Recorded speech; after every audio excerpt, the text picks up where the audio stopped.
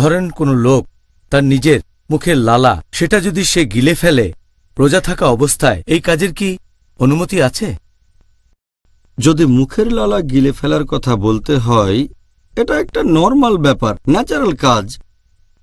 বর্তমানে সায়েন্স আমাদের বলে যে প্রতিদিন আমাদের জিভে প্রায় কয়েক লিটার লালা উৎপন্ন হয়ে থাকে, আর এটা নরমাল, ন্যাচারাল যে মানুষ তার লালা গিলে ফেলবে, ভেতরে চলে যাবে, এটাকে অ্যাভয়েড করা যায় না। আল্লাহ পবিত্র কোরআনে বলেছেন, সূরা বাকারা অধ্যায় নম্বর 2 আয়াত নম্বর 185, বলা হয়েছে যে তোমরা রোজা রাখবে পবিত্র রমজান মাসে, অসুস্থ থাকলে, ভ্রমণ করলে সেটা পরে রাখতে হবে। তারপরে বলা হয়েছে আল্লাহ সুবহানাহু ওয়া তাআলা এটা তোমাদের জন্য সহজ করে দিতে চান, তোমাদের কঠিন অবস্থায় ফেলতে চান না।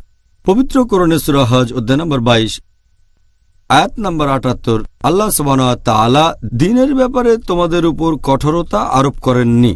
এখন লালা গিলে ফেলা তো যেহেতু একটা নরমাল কাজ, আর আমি জানি রোজার সময় অনেকেই থুতু ফেলে। আমার অনেক বন্ধুও মনে করে যে লালা গিলে ফেলা হারাম, এজন্য থুতু ফেলে। চিন্তা করেন, সারাদিন যদি এই কাজটাই করেন, নামাজও ঠিকমতো আদায় করতে পারবেন না, কারণ নামাজ পড়তে তো কয়েক মিনিট সময় লাগে, আর এই সময় মুখে লালা জমা হয়ে যাবে।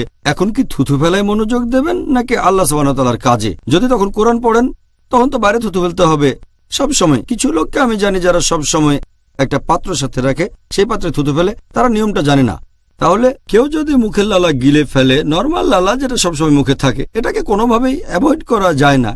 একইভাবে যদি কারো নাকে মুখে ধুলা যায়, ধরেন সে কোনো শহরে গেছে যেটা খুবই নোংরা, নাকে মুখে ধুলা, তখন জোরে শ্বাস নিলেন, কিছু ধুলা গেল ফুসফুস বা অন্য কোথাও, এই সবেরই অনুমতি আছে, কারণ এগুলো সবই নরমাল কাজ, আর এতে করে রোজা ভেঙে যায় না।